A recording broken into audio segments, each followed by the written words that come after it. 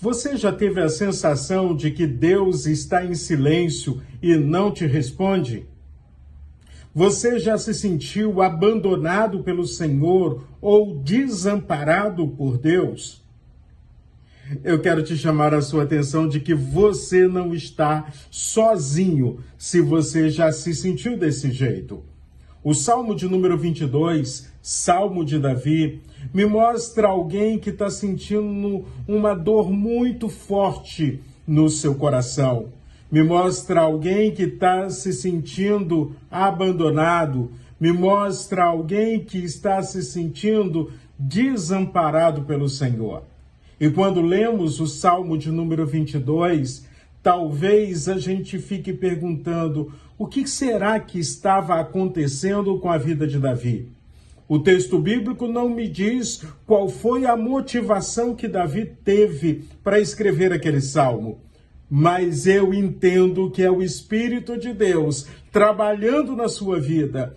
E quando Davi escreve esse salmo também tem uma visão profética, porque Jesus Cristo, o Senhor, recita o Salmo 22, verso 1, quando ele está ali na cruz, no meu lugar e no seu lugar. O Salmo 22, então, pode ter sido escrito quando Davi estava enfrentando Saul. Talvez quando ele estava fugindo de Absalão, seu filho. Talvez em um outro momento em que ele tenha passado por alguma doença ou vivenciado uma experiência de que ele precisava plenamente da resposta de Deus.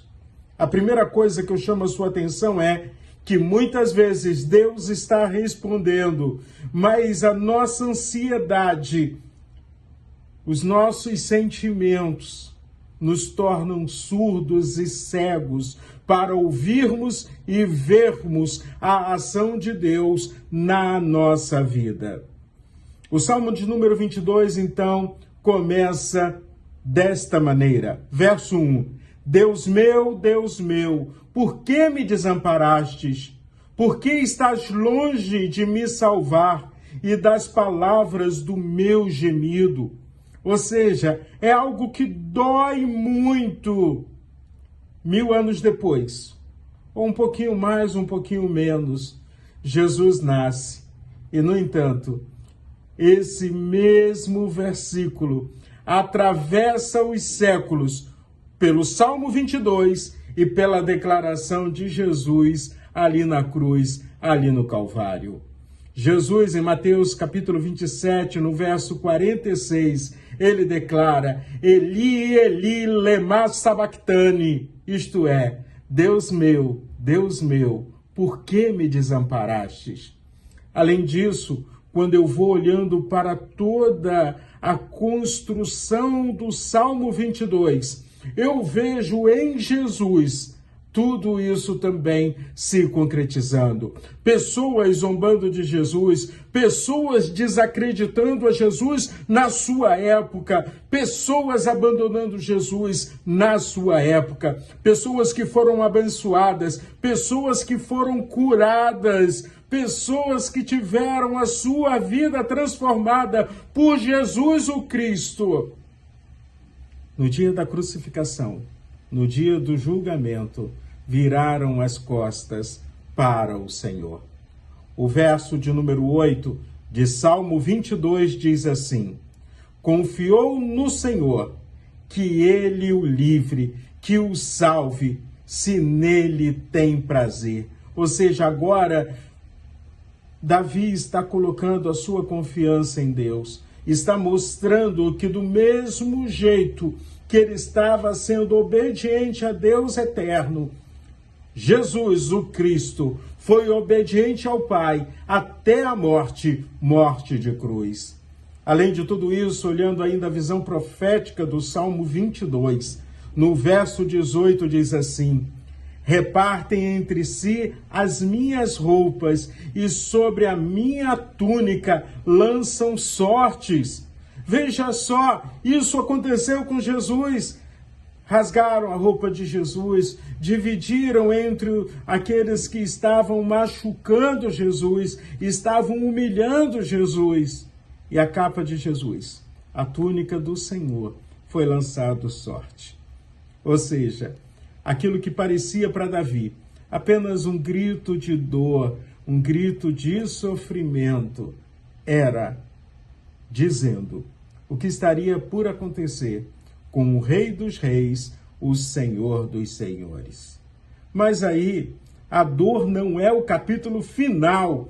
Afinal de contas, o Salmo 22, ele vai concluir com o verso de número 24, que depois do lamento surge a esperança. Vamos ler o verso 24, ele diz assim: pois não desprezou, nem detestou a dor do aflito, nem escondeu dele o rosto, mas o ouviu quando lhe gritou por socorro.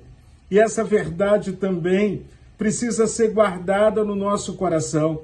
O silêncio de Deus não significa ausência do Senhor. Mesmo quando não conseguimos enxergar, Deus continua trabalhando. Foi assim com Davi, foi assim com Jesus ali na cruz, e é assim comigo e com você, quando buscamos com sinceridade no coração a presença do Senhor. 3 dias depois, aquilo que parecia derrota, aquilo que parecia humilhação, dá um grito de vitória. Jesus ressuscitou, venceu o pecado, venceu a morte e está oferecendo salvação a todo aquele que crê no seu nome. O que esse salmo significa para nós hoje? De que maneira podemos olhar para o salmo de número 22? Existem dias que a dor é intensa, as respostas não chegam, a esperança parece desaparecer.